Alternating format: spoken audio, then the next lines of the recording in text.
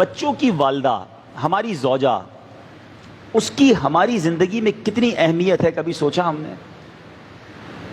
ایک سوال کرتا ہوں میں آپ سے کہ شاید ہمارے بچوں کی والدہ جو ہے ہر نماز میں ہمارے لیے دعا کرتی ہوگی، اس کی ہر دعا میں ہم شامل ہوتے ہیں، ہماری کتنی دعاؤں میں وہ شامل ہوتی ہے؟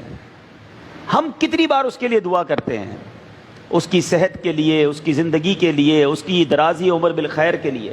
وہ تو اپنے سہاگ کے لیے، اپنے سرتاج کے لیے، اپنے شوہر کے لیے دعائیں کر رہی ہے، ہمارے کاروبار کے لیے دعا کرتی ہے، ہمارے پرابلمز دور ہو جائیں اس کے لیے دعا کرتی ہے۔ ہم اپنی، جس کو ہم وائف کہتے ہیں، زوجہ کہتے ہیں، اس کے لیے کتنی دعائیں کرتے ہیں؟ اور پھر کبھی سوچا کہ اس کا ہماری زندگی میں کتنا بڑا پارٹ ہے؟ کبھی اکیلے میں بیٹھ کر اپنی شریک حیات کے بغیر اپنی زندگی کو ذرا دیکھیں، بالخصوص وہ لوگ جن کے بچے ہیں، 2 4 5 بچے اگر ہیں اور بچے بڑے ہیں، وہ فیملی جس طرح گھر کو سنبھال رہی ہے۔ ہم سفر پر جاتے ہیں، ہمیں پتہ چل جاتا ہے کہ ہمارے کپڑے کہاں ہوتے ہیں، ہمارا سامان کہاں ہوتا ہے، وہ بھی ساری تیاری وہ کر کے دیتی ہے، پھر بھی پریشان ہوتے ہیں۔ اگر وہ زندگی سے ہی چلی جائے تو کبھی سوچیں کہ ہماری زندگی کیسی ہو جائے گی؟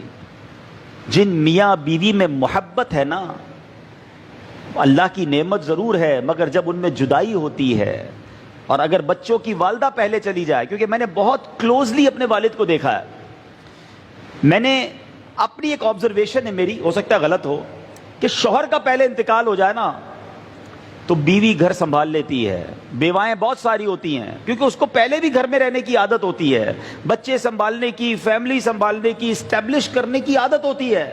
شوہر پیسے بھی گھر سے باہر کافی عرصہ رہتا ہے، لیکن اگر زوجہ کا پہلے انتقال ہو جائے تو والد کا گھر سنبھالنا یہ بہت مشکل ہو جاتا ہے، اور وہ بہت تنہائی فیل کرتا ہے۔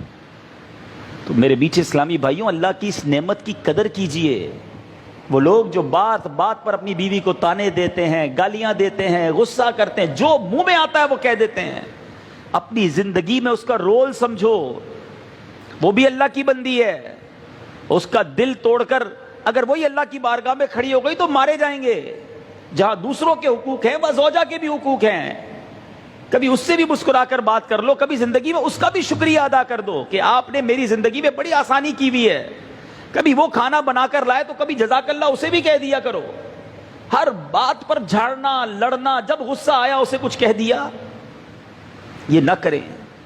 میں اللہ سے دعا کرتا ہوں کہ رب کریم جن کے جوڑے سلامت ہیں اس کو سلامت رکھے، انہیں جنت میں بھی ایسا اچھا جوڑا عطا فرمائے۔